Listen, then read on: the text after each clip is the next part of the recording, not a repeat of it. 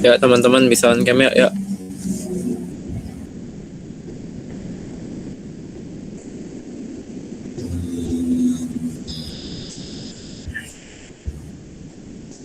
Dilanjutin aja nggak sih ini eh waktu presentasinya sama apa namanya Ya.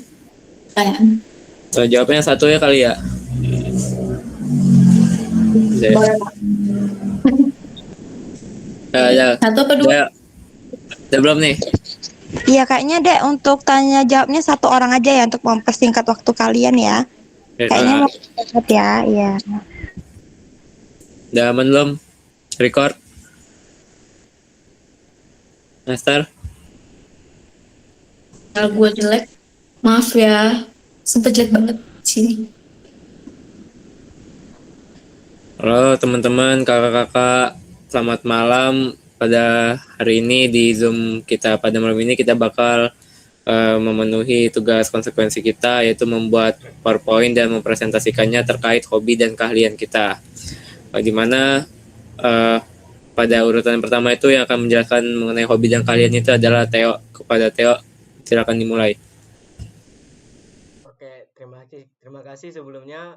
Perkenalkan, nama saya Theodorus Adven, biasa dipanggil Theo. Saya dari ujung NIM 4. Oke, bisa di next.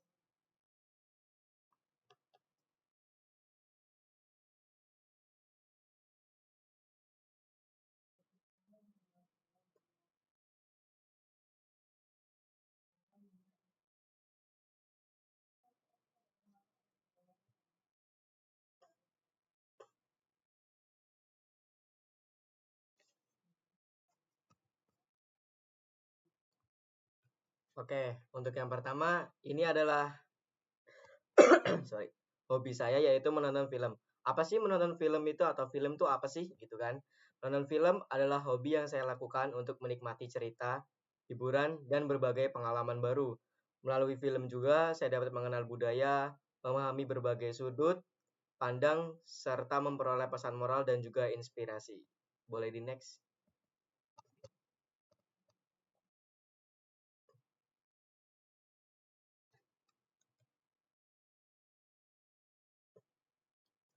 Oke, mengapa sih saya mengambil hobi itu film gitu kan? Yang pertama, karena film itu dapat menghilangkan rasa bosan dan stres. Pasti sering banget dong dalam satu hari gitu kita mengalami tekanan yang sangat berat gitu. Pasti kita ingin menikmati atau mengulang atau menghilangkan rasa bosan dan stres itu. Nah, untuk saya sendiri untuk menghilangkan rasa bosan itu dengan menonton film.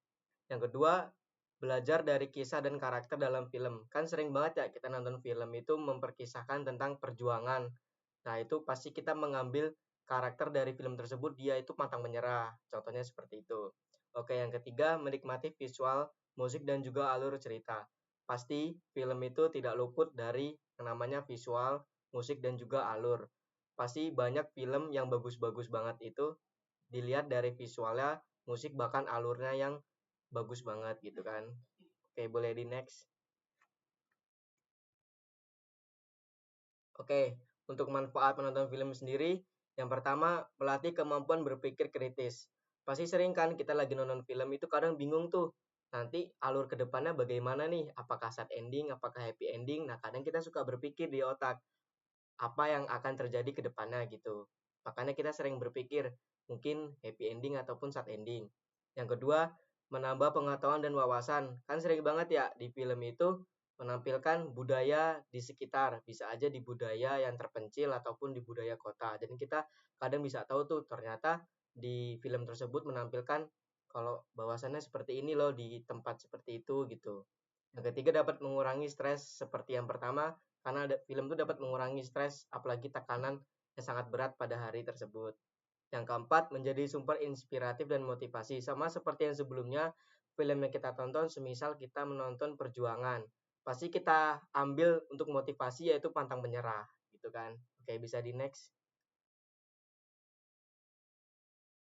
Oke, ini sudah di penghujung, yaitu kesimpulan. Menonton film bukan hanya sekadar hiburan, tetapi juga menjadi hobi yang memberikan pengalaman, pengetahuan, dan pelajaran hidup. Karena itu, saya menjadikan menonton film sebagai salah satu kegiatan yang paling saya nikmati di waktu luang. Mungkin sekian itu aja yang dapat saya presentasikan. Apakah ada pertanyaan? Izin bertanya, Theo. Oke, Eh, itu. Pengen bertanya, sekarang ini film favorit yang paling kamu sukain tuh apa dan alasannya apa gitu? Makasih. Oke, untuk film favorit saya sendiri, saya tuh lebih suka film yang berbau perang. Apalagi perang-perang bersenjata yang bisa bunuh banyak banget orang gitu. Itu paling saya suka. Jadi untuk film saya sendiri yang paling saya suka, yang pertama pasti dari seriesnya Transformers, kedua Fast and Furious, yang ketiga itu dari film Amerika waktu itu Olympus Has Fallen. Itu ada 3 film. Nah, tiga-tiganya itu perang semua, itu yang paling saya suka. Mungkin itu aja sih. Oke, terima kasih Theo. Oke.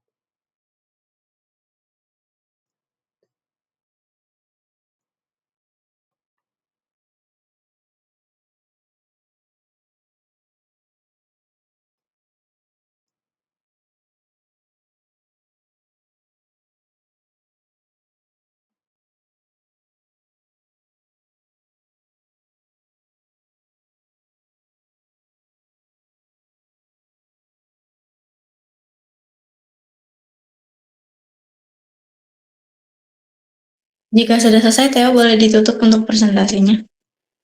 Oh iya, maaf sebelumnya karena tadi sudah saya buka, saya tutup. Mohon maaf jika ada salah kata ataupun perbuatan.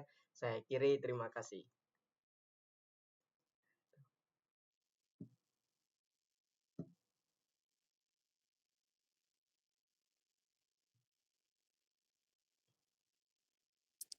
Oke, baik, terima kasih Theo. Setelah Theo, maka wawancara akan dilanjutkan oleh saya. Sebelumnya, perkenalkan nama saya Putu Kartika Chandra Dewi dengan NIM ujung 012. Di sini saya ingin mempresentasikan hobi dan juga keahlian yang saya punya.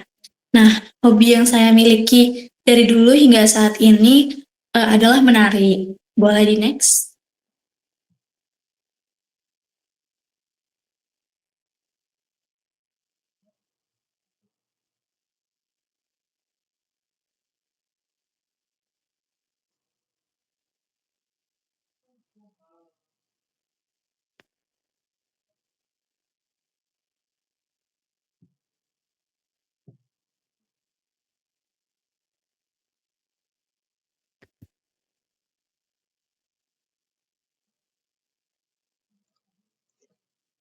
Oke.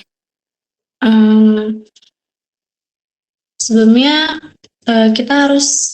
saya mau menjelaskan pendahuluan tentang apa itu tari. Nah, seni tari itu merupakan bentuk apa ya yang menggambarkan bahwasannya eh, itu tuh sesuatu yang turun temurun dari leluhur kita. Apalagi kalau misalnya itu tuh tariannya sebagai tari tradisional. Nah, seni tari itu merupakan bentuk ekspresi yang menggunakan gerakan tubuh yang ritmis dan teratur. Nah, kemudian disertai dengan musik sebagai media untuk menyampaikan pesan, cerita, atau emosi, sehingga menciptakan sebuah pertunjukan yang dapat dinikmati. Seni tari juga bersifat tradisional yang diwariskan dari generasi ke generasi atau kontemporer yang lebih eksperimental dan inovatif. Nah, di sini kan tari itu media untuk menyampaikan pesan, cerita, atau emosi ya teman-teman. Nah, makanya kalau misalnya di tari itu ada yang namanya ekspresi. Karena kita tuh menggambarkan juga loh ekspresi yang dimana kayak mana sih apa ya pembawaan atau cerita dan kisah tentang tarian tersebut, ataukah itu ekspresinya marah, ataukah memang senang, atau memang sedih, itu memang benar-benar diekspresikan oleh penari itu sendiri. Kalau dari saya memang lebih cenderung ke tari tradisional. Makanya saya lebih suka mendalami tari-tari tradisional karena menurut saya itu adalah warisan-warisan dari leluhur yang harus kita tetap tetap abadikan gitu, tetap ada di zaman sekarang. Boleh next?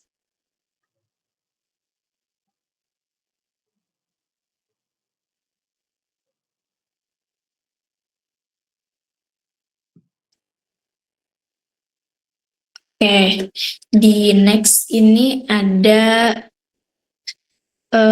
tari yang sering saya bawakan atau tari yang memang lagi hits, bukan lagi hits ya, lagi sering banget dan sering masuk job tentang tari ini, yaitu tari Sigah Punguntan. Nah, tari Sigah Punguntan ini tari kreasi tradisional khas Provinsi Lampung yang berfungsi sebagai tari selamat datang untuk menghormati tamu agung. Nah, biasanya tari Sigah Punguntan ini digunakan untuk tarian penyambutan tamu gitu. Semisal kalau misalnya kita ada acara formal, acara non formal yang misalnya mengundang tamu-tamu dari luar maupun dari dalam, itu biasanya masyarakat Provinsi Lampung itu menggunakan tari Sigah Punguntan untuk acara pembuka. Nah, kalau misalnya di provinsi-provinsi lain juga, setahu saya memang ada, kalau misalnya ada acara-acara gitu, mereka menampilkan tarian khas provinsi mereka sendiri.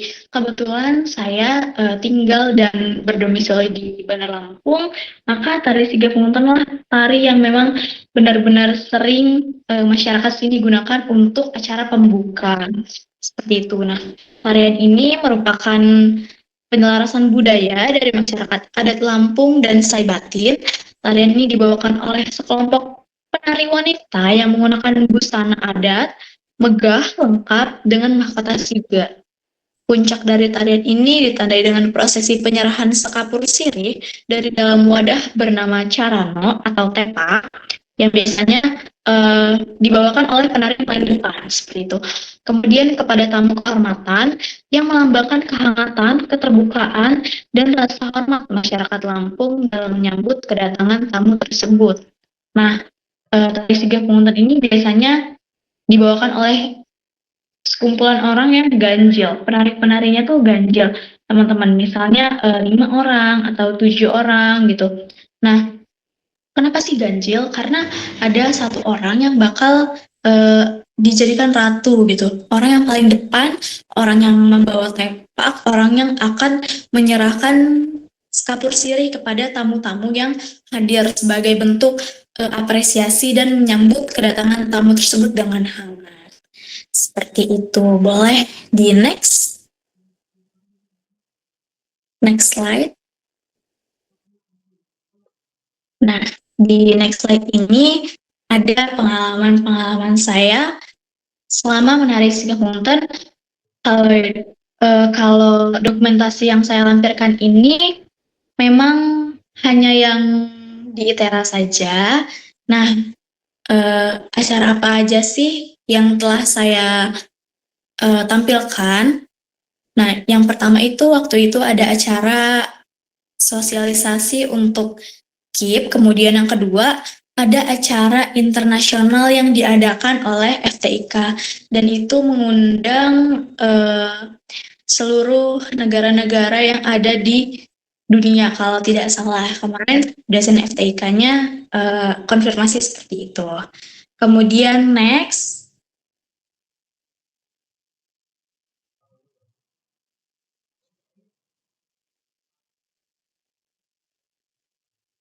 Nah, di next slide ini ada keterampilan saya atau sesuatu di dalam diri saya yang memang saya punya gitu. Nah, yaitu ada public speaking nih teman-teman. Public speaking adalah keterampilan berkomunikasi secara lisan di depan umum untuk menyampaikan gagasan, informasi, atau membujuk audiens. Banyak sekali kegiatan yang memerlukan keterampilan public speaking, seperti pada momen tertentu, misalnya menjadi MC pada sebuah acara, membawakan materi, memberikan sambutan, dan menyampaikan informasi atau pesan nih. Nah, menurut saya sendiri ya, public speaking itu adalah basic manner yang orang-orang lain tuh harus punya. Karena kenapa? Kita kan setiap hari bersosialisasi dan berkomunikasi dengan orang lain.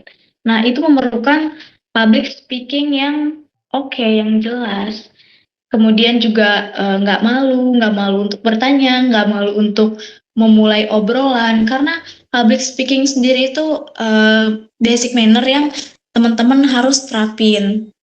Semua orang tuh harus bisa ngomong dengan jelas, dengan lantang, tidak terbata-bata, dan kalau misalnya untuk di jenjang mahasiswa sendiri, menurut saya public speaking itu sangat penting, karena bisa aja di suatu saat nanti teman-teman itu bakal jadi orang yang memimpin atau orang yang di depannya akan ngomong. Nah, public speaking inilah yang bisa membackup diri kalian sendiri untuk menampilkan bahwa value kalian tuh baik, value kalian tuh bagus, seperti itu. Public speaking ini juga sesuatu yang menurut saya punya di diri saya sendiri, kemudian bisa saya kembangkan dan saya aspirasikan serta saya implementasikan di kehidupan saya yang sekarang. Karena menurut saya itu sangat berguna. Di ITERA ini belakangan ini saya sering banget menjadi MC, baik itu formal maupun non formal. Saya sering menjadi MC di UKM, kemudian kemarin di Sikrap, kemudian di Disnatalis Kimia tahun 2025. Seperti itu. Next. Saya sendiri juga punya tips untuk public speaking-nya agar lancar, tapi ini menurut versi saya sendiri. Nah, yang pertama ada kuasai materi, bukan dihafal. Nah, gimana sih kuasai materi bukan dihafal ini? Kita harus benar-benar, kita yang buat materi itu sendiri, kita yang tahu mengenai materi itu sendiri, kemudian kita dalami, kita hafal. Kalau misalnya kita hafal tuh kayak, wah, cuma sebatas aja nih yang kita tahu. Tapi kalau misalnya kita dalami, kita tuh paham, kita yang nyari sendiri materinya. Nah, kita tuh bakal tahu, apalagi kalau misalnya disertai dengan pengalaman. Kita pernah melakukan hal yang akan kita sampaikan di materi tersebut. Nah, itu teman-teman bakal lebih tahu tentang kesalahan-kesalahannya dan bisa mengevaluasi untuk kedepannya. Kemudian yang kedua ada perbanyak latihan dan evaluasi diri. Nah, perbanyak latihan ini nggak selalunya kita harus latihan di depan umum, nggak harus selalunya kita latihan waktu kita mau ada acara atau mau kita sambutan di depan, itu nggak harus ya. Kalau misalnya mau latihan, boleh kita latihan sendiri di depan kaca ataupun sama teman-teman yang emang sekiranya mau memperhatikan kita 2 atau 3 orang, kemudian kita evaluasi nih, kalau misalnya kita ngomong seperti ini, kalau misalnya kita menyampaikannya seperti ini, apakah audiens dan teman-teman itu akan mendengarkan kita? Apakah materi yang kita sampaikan itu teman-teman audiens ini paham dan bisa menanggapnya? Kalau misalnya sekiranya kurang baik penyampaiannya, kurang paham audiensnya atau kurang jelas, maka kita evaluasi diri kita seperti itu. Kemudian yang ketiga, bangun interaksi dua arah dan kontak mata. Nah, ini nih yang biasanya menjadi kunci dalam sebuah public speaking. Kalau misalnya kita menjadi pembicara, kita menjadi orang yang istilahnya tuh spot center lah dalam acara tersebut. Kita harus membangun interaksi dua arah. Kenapa sih? Nah, biar audiens itu nggak bosen. Kalau misalnya bosen cuma ngedengerin kita aja, mereka tuh ngerasa nggak dianggap, kayak wah datang cuma buat dengerin doang nih. Terus mereka bakalan main handphone, bakalan ya nggak jelas. Pokoknya kalian tuh nggak ada yang dengerin nantinya. Bangunlah interaksi dua arah dengan cara mungkin sambil sedikit-sedikit intermezzo, bercanda-bercanda gitu, atau enggak memberikan pertanyaan yang jawabannya singkat. Nah, itu membangun interaksi dua arah. Terus kontak mata. Nah, saat kita berinteraksi dua arah, kita kontak mata ke audiens. Kalau misalnya kita nanya ke sini tapi matanya ke sana, wah itu audiens bingung kan. Nah, itu. Jadi kalau misalnya kita kontak mata juga, audiens tuh ngerasa, wah ini si pemateri lagi fokus ngomong sama kita nih, kita harus liatin, kita harus tanggepin. Nah, kemudian yang terakhir ada percaya diri. Percaya diri itu menurut saya paling basic sekali dalam public speaking. Karena kalau misalnya kita ngomong di depan banyak orang, berbicara di hadapan banyak orang, kalau kita nggak percaya diri, kita malu-malu, kita tangannya di belakang, waktu public speaking terus kita nunduk, itu salah satu bentuk gak percaya diri. Audiens juga kurang tertarik kalau misalnya mau mendengarkan pembicara yang seperti itu. Begitu tips dari saya. Kemudian next. Oke, baik, penjabaran saya sudah selesai. Kalau misalnya teman-teman dan kakak-kakak sekiranya ada yang mau dipertanyakan, boleh silahkan.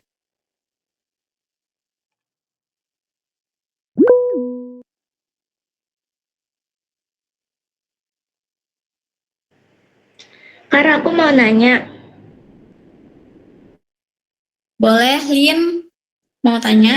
tadi kan kamu udah sering tampil nih ya. Kan kalau tampil pasti kan banyak orang sama ada banyak kamera juga. Gimana sih cara kamu biar kalau misalnya ngeliat ke kamera atau ngeliat ke orang tuh nggak ke distract terus bikin lupa gerakan gitu?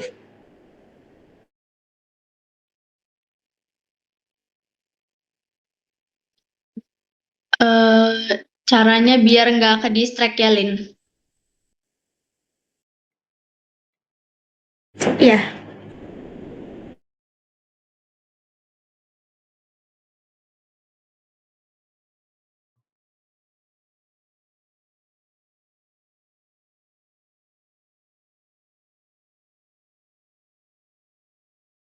karena kamu di mute. Belum kamu nyalain mic-nya.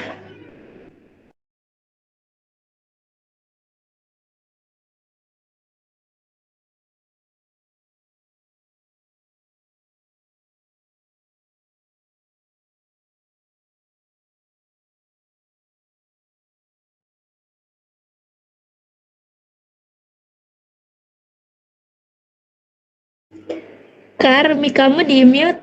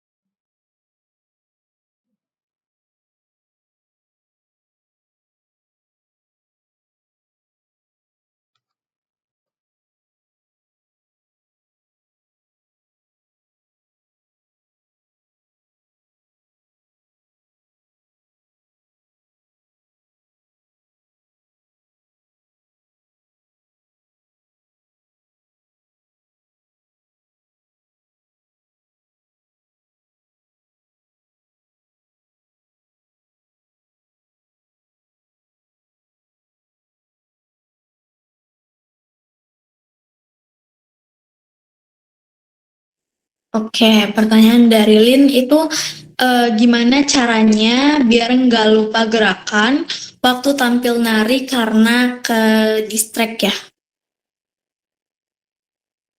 Kayak mana sih caranya biar nggak ke distract orang-orang? Nah, kalau dari aku sendiri sih, yang pertama itu kita hafalin dulu gerakan-gerakan yang emang step by step dari tarian tersebut. Kemudian saat tampil kita tuh nggak usah ngeliatin orang kanan kiri. Kalau semisalnya ada tim dokumentasi atau ada audiens-audiens yang ingin merekam, yang lalu lalang di depan kita, itu dibiarin aja. Kita nggak usah ke distract mereka, kita nggak usah gimana-gimana gitu, kita nggak usah ngeliatin mereka, kita tetap fokus aja, anggap mereka itu nggak ada. Nah, anggap mereka itu nggak nonton, nggak memperhatikan kita, jadi kita tuh nggak ke distract sendiri. Terus juga kalau misalnya ada gerakan yang lupa, boleh banget kayak nengok sedikit ke temennya, terus jangan keseringan. Nah, kalau misalnya nengok-nengok keseringan itu juga bakal buat kita sendiri ke distract. Gitu, Lin. Oke, makasih ya Kartika, sangat menjawab.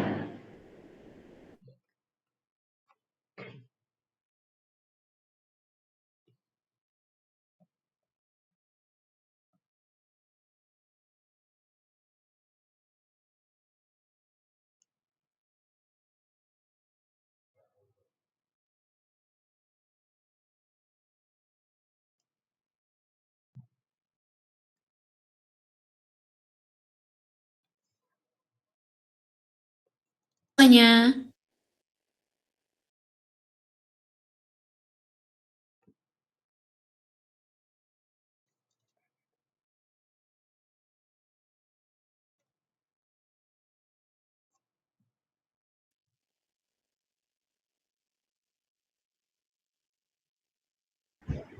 Oke, mungkin izin masuk semuanya.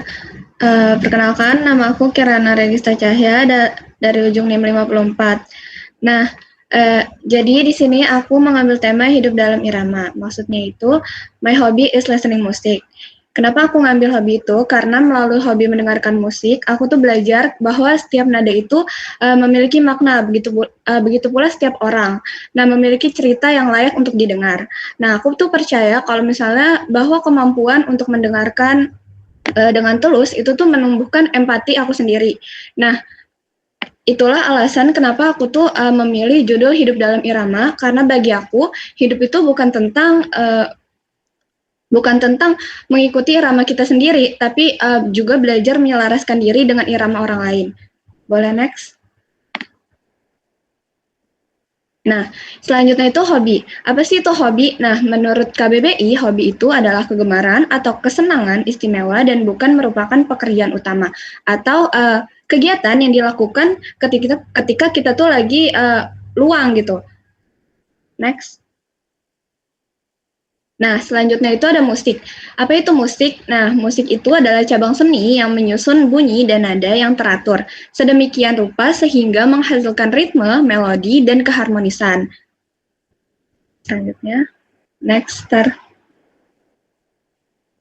Nah, hal menarik tentang musik. Yang pertama itu dapat dinikmati oleh siapa saja. Mau itu anak-anak, remaja, ataupun orang dewasa, pasti mereka punya favorit musik masing-masing. Nah, yang kedua itu setiap lagu memiliki cerita. Jadi di setiap lagu itu pasti punya lirik yang mencerminkan perasaan sang pembuatnya gitu. Nah, yang ketiga itu musik memengaruhi mood. Nah, musik itu menurutku sangat memengaruhi mood karena saat kita mendengarkan otak kita tuh merespon irama terus juga melodi dari lirik yang membangkitkan emosi, yang membentuk emosi kita gitu. Nah, yang keempat itu mengenal budaya baru melalui musik. Nah, untuk yang keempat itu karena kan aku kebetulan suka banget sama lagu-lagu barat atau bahasa Inggris. Jadi dari situ aku belajar untuk memahami lirik dari bahasa Inggris kayak gitu. Next. Nah, yang selanjutnya itu musik favorite. Nah, salah satu musik favoriteku itu You're On Your Own Kid dari Taylor Swift. Nah, makna lagunya itu perjalanan hidup seseorang yang mengejar impiannya, mengatasi kesepian, dan menghadapi kerentanannya. Nah, lagu ini adalah refleksi tentang proses tumbuh dewasa, di mana pada akhirnya kita harus mengandalkan kekuatan diri kita sendiri. Nah, lirik favorit salah satunya itu adalah Everything you lose is a step you take. Nah, maknanya itu adalah setiap hal yang kau hilangkan adalah satu langkah yang kau ambil. Nah, saat kamu merasa ditinggalkan atau kehilangan segalanya, kamu sebenarnya sedang berjalan di versi terbaik dirimu sendiri gitu. Selanjutnya.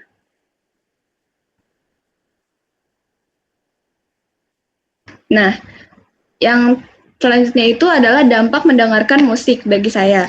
Yang pertama itu mengelola emosi. Nah, salah satu dampak yang paling saya rasakan adalah kemampuan mengelola emosi. Saat menghadapi tekanan atau merasa lelah, saya tuh sering mendengarkan musik terlebih dahulu agar pikiran saya tuh jauh lebih tenang gitu. Nah, yang kedua itu media refleksi diri. Beberapa lagu tuh memiliki lirik yang membuat saya tuh berpikir tentang pengalaman yang pernah saya alami. Dari situ tuh saya belajar mengevaluasi diri, memahami apa yang saya rasakan, terus juga dapat melihat suatu masalah tuh dari sudut pandang orang lain kayak gitu. Nah, yang ketiga itu lebih peka terhadap emosi orang lain. Gak tahu ya, tapi menurut saya setelah saya sering mendengarkan musik, saya tuh jadi terbiasa gitu memperhatikan makna dan emosi dari dalam lagu. Nah, saya tuh juga terbiasa mencoba memahami emosi orang lain. Nah, yang keempat itu menjadi teman dalam berbagai situasi. Nah, musik itu selalu hadir dalam berbagai aktivitas saya saat belajar. Musik itu juga membantu menciptakan suasana yang nyaman saat belajar. Saat perjalanan pun musik membuat waktu terasa lebih menyenangkan. Next. Oke, mungkin sekian. Apakah ada yang ingin ditanyakan? Kirana mau tanya dong. Boleh. Kalau misalnya waktu dengerin musik itu lebih suka waktu sambil belajar atau memang ada waktunya sendiri buat dengerin musik biar rileks? Oke, izin menjawab ya Kartika. Kalau aku pribadi, hampir setiap hari aku dengerin musik. Tapi kalau untuk ketika tenang, mungkin setelah pulang kuliah, itu kan kadang kita ngerasa capek. Jadi mungkin butuh relax dari mendengarkan musik itu sendiri, gitu sih. Dan di saat belajar juga mungkin iya, karena aku sejujurnya sangat-sangat butuh mendengarkan musik karena membuat aku tuh lebih konsentrasi gitu. Apakah menjawab? Oke, menjawab. Makasih Kirana. Oke, mungkin sekian dari presentasiku, kurang lebihnya mohon maaf. Terima kasih.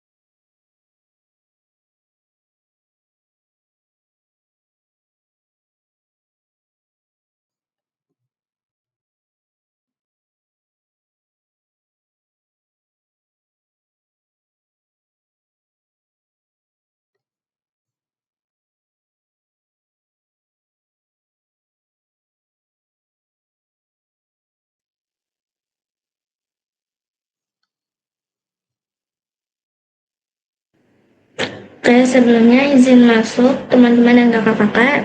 Sebelumnya perkenalkan, nama saya Sifarina dengan ujung NIM 22. Di sini saya akan mempresentasikan hobi saya yaitu crochet atau merajut dengan judul Ruang Rajut. Kenapa sih aku pilih hobi ini? Aku pilih hobi ini karena menurut aku ini hobinya yang cukup keren, tapi juga sering dipandang sebelah mata sama orang-orang karena sering dibilang kayak nenek-nenek gitu. Padahal kan banyak manfaatnya, salah satunya bisa tingkatin konsentrasi kita. Next.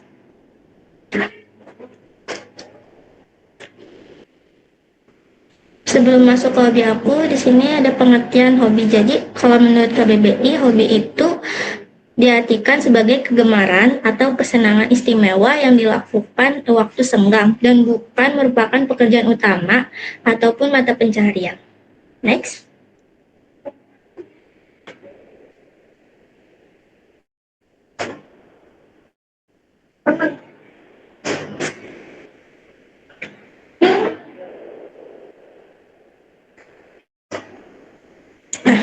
Termasuk hobi aku yaitu crochet atau merajut. Jadi crochet itu salah satu teknik merajut dengan menggunakan satu jarum kait atau hook atau biasa kita sebut hakpen. Nah, caranya itu kita bikin loop atau simpul dengan mengaitkan benang pada hakpen. Lalu setelah itu kita setelah dikaitkan benangnya, kita masukkan ke dalam loop yang tadi sampai pola yang dimau itu terbentuk. Ini ada contoh GIF-nya. Next.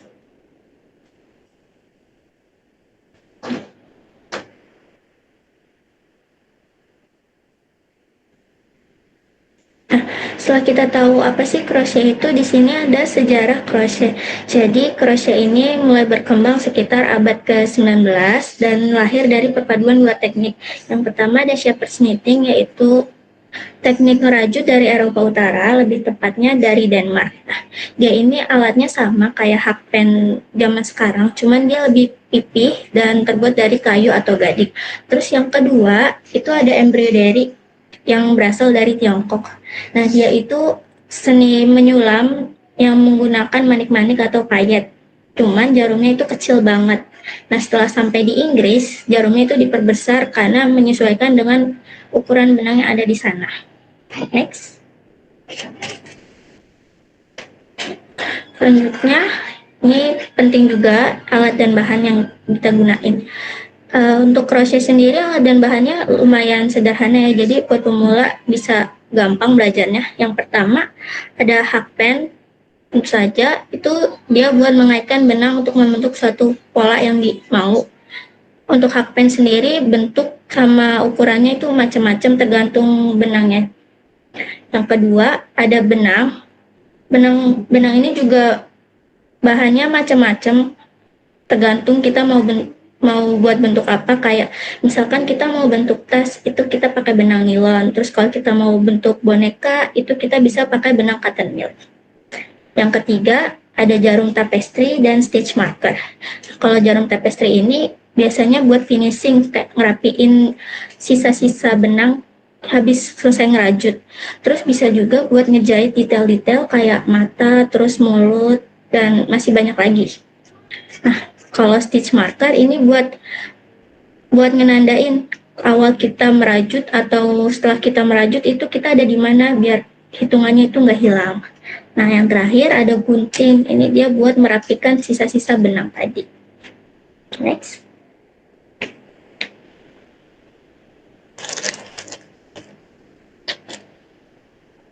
Nah, untuk mulai ngerajut itu kita harus belajar teknik dasarnya dulu. Di sini yang pertama ada chain atau tusuk rantai. Ini seperti yang gambar pertama, ini kita harus buat simpul dulu. Seperti yang ada di gambar pertama dan kedua. Kalau udah terbentuk simpulnya, kita kaitkan benang pada hakpen, lalu kita tarik masuk ke dalam simpul itu. Dan bentuknya ada di gambar nomor 4. Nah, kita bentuk seperti itu, ulangi lagi sampai panjangnya itu yang kita mau sampai berapa. Terus yang kedua ada single crochet, yaitu tusuk tunggal. Yang pertama kita harus bikin rantai dulu. Setelah bikin rantai, kita tambahkan satu rantai lagi sebagai fondasinya. Nah, kita tusukkan pada rantai yang kedua. Lalu kita kaitkan benang sampai terbentuk dua lubang seperti yang ada di gambar nomor 3. Setelah itu kita kaitkan lagi benang pada hakpen, kita tarik masuk sampai melewati dua lubang seperti yang ada di gambar nomor 4. Nah, itu bisa diulangi sampai rantai terakhir.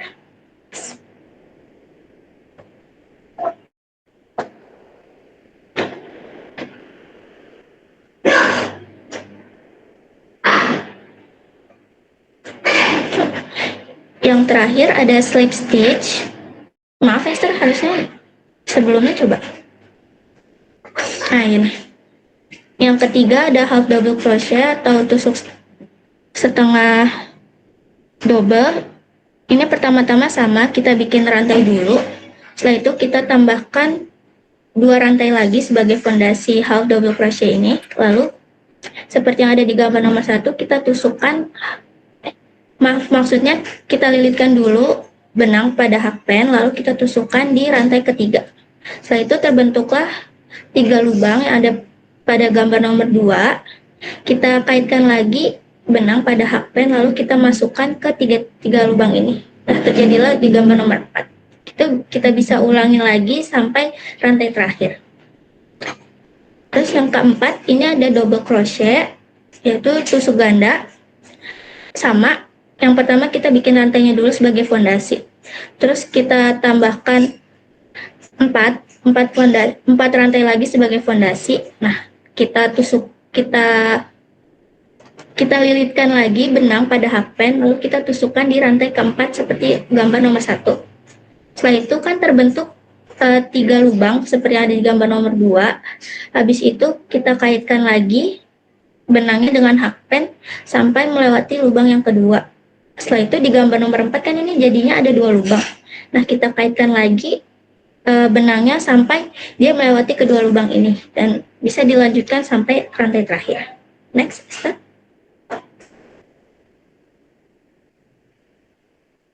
Nah, yang terakhir ini slip stitch atau tusuk selip. Dia ini fungsinya buat menyambung rajutan atau bisa buat finishing juga. Ini trik paling gampang. Jadi di gambar nomor 1 ini kita tinggal selipkan hakpen pada rantai paling depannya, lalu kita kaitkan benang.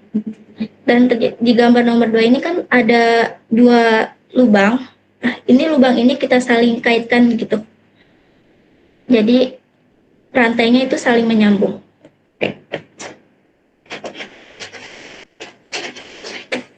Next.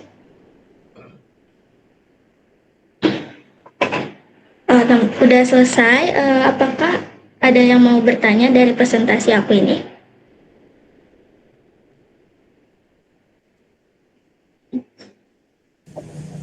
Izin bertanya, Lin. Iya, Ahmad. Dari teknik-teknik yang kamu sebutin tadi, kamu tuh paling menguasainya teknik yang mana dan berapa lama waktu yang kamu butuhin buat belajar teknik itu? Terima kasih. Kalau untuk teknik sendiri pas awal-awal belajar itu paling gampang itu aku yang chain tadi sama yang slip stitch. Kalau untuk sekarang itu aku udah bisa semuanya karena udah lama juga belajarnya. Waktu itu sekitar sebulanan belajarnya. Apakah menjawab? Oke, terima kasih. Oke, terima kasih Ahmad. Sampai di sini presentasi aku. Terima kasih untuk teman-teman dan Kakak Sasa. Izin pamit. Wassalamualaikum warahmatullahi wabarakatuh.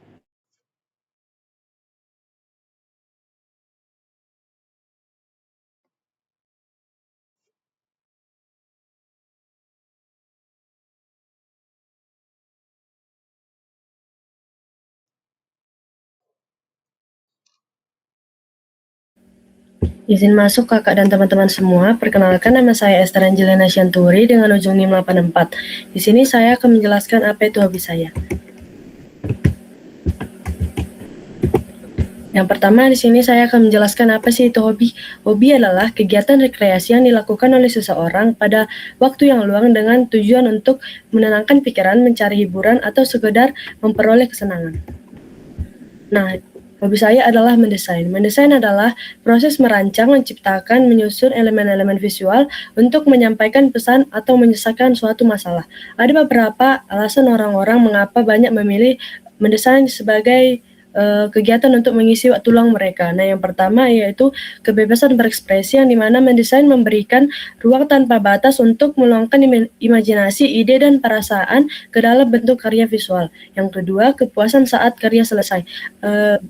Saat karya kita selesai, di diri kita akan muncul rasa bangga dan kepuasan tersendiri ketika melihat hasil desain kita yang tadinya berantakan menjadi sebuah karya yang sangat rapi dan bagus. Nah, apa sih manfaat dari ngedesain? Ngedesain bukan sekedar menyusun gambar.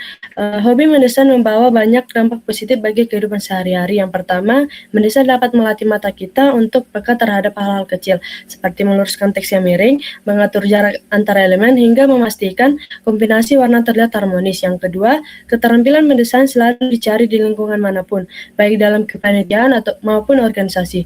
Kemampuan ini sangat membantu untuk publikasi dan dokumentasi, poster acara, hingga merapikan template desain, presentasi, dan laporan agar terlihat lebih profesional. Yang ketiga, hobi ini bisa dengan mudah menghasilkan uang jika ditekuni, misalnya dengan membuka jasa desain logo, menerima proyek freelance, atau menjual template desain ke internet. Nah, kesimpulan dari hasil presentasi saya yaitu memiliki hobi membuat hidup menjadi lebih berwarna, dinamis, dan seimbang karena ada ruang khusus yang kita miliki untuk terus bertumbuh dan berbahagia dengan cara kita sendiri. Mungkin sekian hasil dari presentasi saya. Mungkin teman-teman dan kakak ada yang ingin bertanya? Izin bertanya dong. Ya, boleh Theodorus. Oke, mau nanya. Ini kan hobimu mendesain ya. Ada nggak sih tantangan terbesar saat desain tuh apa? Apalagi di zaman sekarang kan banyak banget ya yang desain itu diganti sama bantuan AI gitu. Bahkan kadang nggak seberapa kelihatan ini AI atau hasil desain asli gitu. Nah, menurutmu tuh gimana gitu untuk menanggapi perkembangan AI gitu? Sama tantangan terbesarnya apa? Oke, izin menjawab ya Theo. Di sini tantangan terbesar aku ngedesain itu kayak mencari elemen-elemen yang cocok untuk desain aku. Misalnya kayak tantangannya juga ngesesuaiin ini teksnya cocoknya di mana, terus elemen tambahannya yang cocok buat desain aku itu apa. Terus tanggapan aku untuk menanggapi perkembangan AI yang digunakan sebagai desain itu bisa aja tanggapan aku gimana ya? Tanggapan aku orang-orang boleh aja sih menggunakan AI untuk ngedesain apa yang mereka mau, tetapi mereka juga harus paham apa sih manfaat-manfaat dari ngedesain itu, dan kalau kita menggunakan AI itu kita bakalan jadi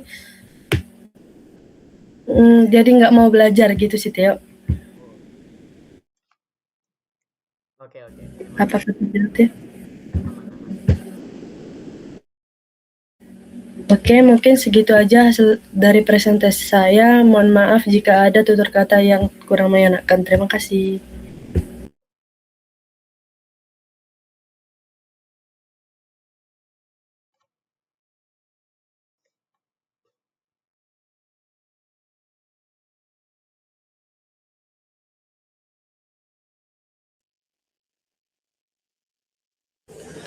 Oke, izin masuk teman-teman dan kakak-kakak. Perkenalkan, nama saya Ahmad Iwan Lutfi dengan ujung NIM 50. Kali ini saya akan mempresentasikan mengenai PPT saya, mengenai hobi dan keahlian yang saya punya.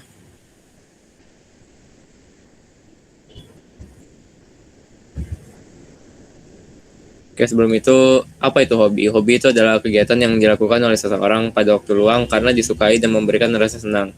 Hobi juga nggak menjadi hiburan doang, tapi juga membantu mengembangkan keterampilan, mengurangi stres, serta meningkatkan kreativitas. Lalu apa sih manfaat hobi? Ya, secara umum, hobi itu manfaatnya untuk ngisi waktu luang, terus ngurangin rasa-rasa bosan ketika kita nggak tahu mau ngapain, kembangin bakat dan kreativitas, serta nambah pengalaman serta pengetahuan kita mengenai suatu hal yang biasanya pengen kita cari tahu. Oke, mengenai hobi, apa sih hobi gue sebagai mahasiswa? Nah, hobi saya ini berkaitan dengan musik. Saya adalah orang yang antusias dengan musik. Kenapa? Ya karena musik itu adalah salah satu cara seseorang berekspresi yang menggabungkan bunyi, nada, irama, melodi, serta harmoni sehingga menghasilkan sebuah karya yang indah sehingga dapat dinikmati oleh pendengarnya. Nah, musik itu dapat diciptakan menggunakan suara manusia, alat musik, atau perpaduan. Nah, musik itu bukan cuma menjadi hiburan, tapi bentuk seni yang memiliki nilai budaya, emosional, serta edukatif. Karena itu, musik menjadi salah satu hobi yang bermanfaat bagi seseorang. Terkait dengan keahlian, masih berkaitan dengan musik, saya dari kecil emang suka main musik, jadi dari SD udah dikenalin sama musik, yang kelamaan menjadi hobi yang sering saya lakuin sekarang. Boleh di next.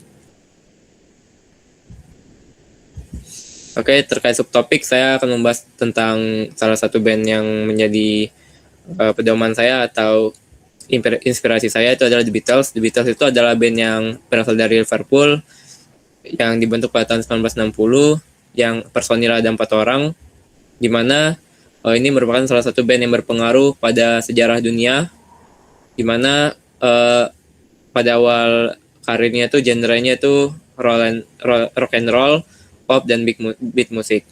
Nah, sering waktu mereka terus berinovasi menggabungkan berbagai genre musik sehingga menghasilkan karya-karya yang unik dan menjadi inspirasi bagi banyak musisi. Popularitas band ini nih meningkat sangat pesat pada tahun 1960 hingga muncul fenomena yang dikenal sebagai Beatles mania atau orang-orang yang berantusias kepada band ini gitu. Nah, kenapa sih? Itu karena lagu-lagunya itu emang bagus, terus banyak menginspirasi orang-orang sehingga menduduki tangga lagu di berbagai negara.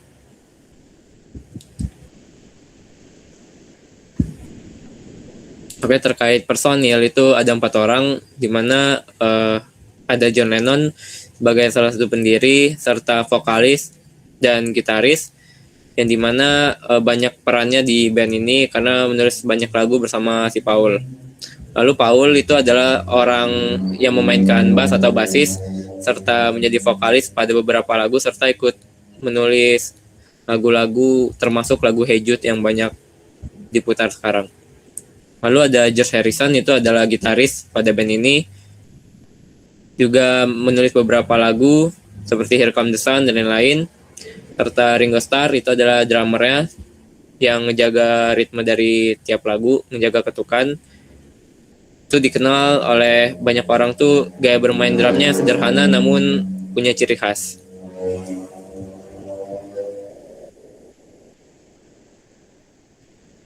Oke, terkait salah satu lagu yang booming itu adalah Hey Jude.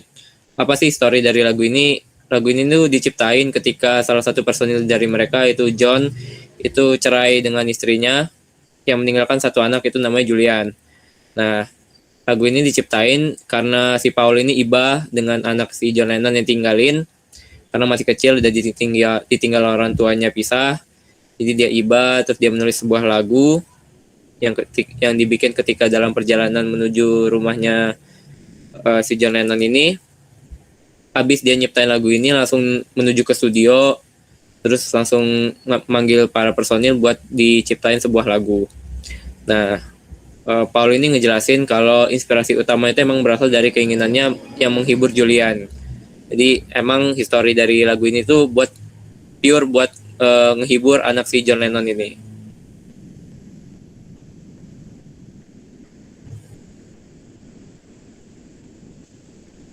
Oke, mungkin sekian presentasi dari saya mengenai musik dan keahlian. Jika ada teman-teman yang ingin teman-teman tanyakan, boleh.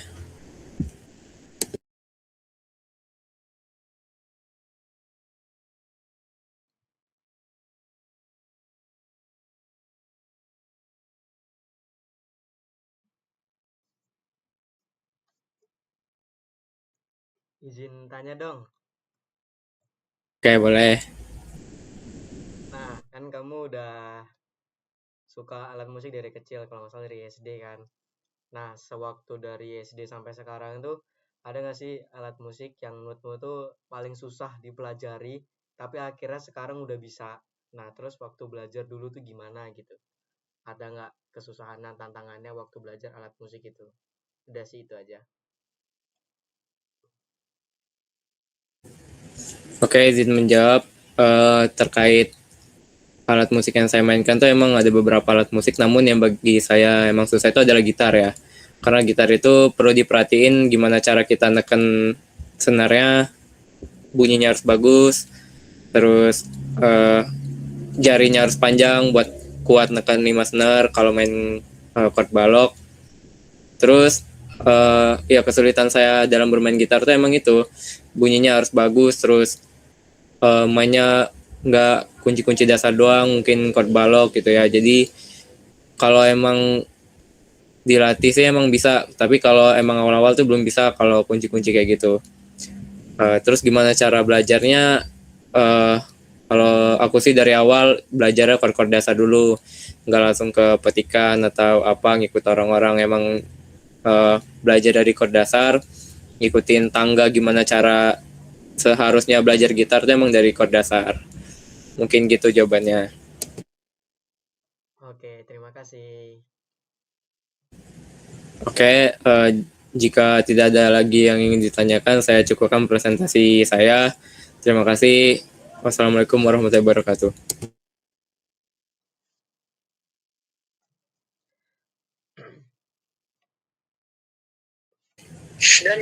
Oke teman-teman, eh, kita udah selesai ngelakuin presentasi.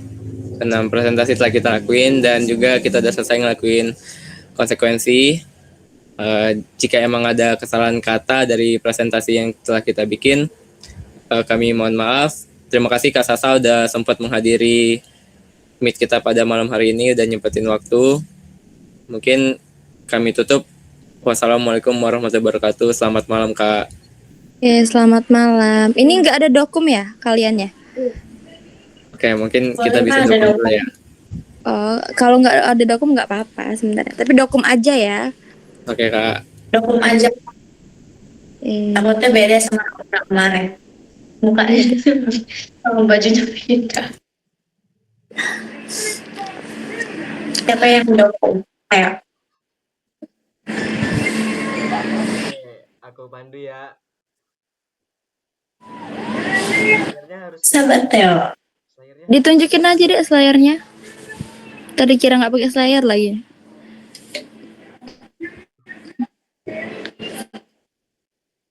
oke, udah siap. 1, 2, 3. Oke, tahan.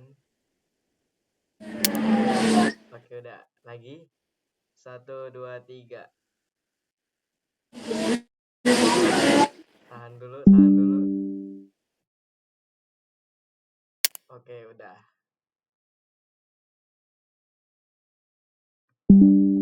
Oke, terima kasih Kak. Sama-sama. Masih Kak Sasa.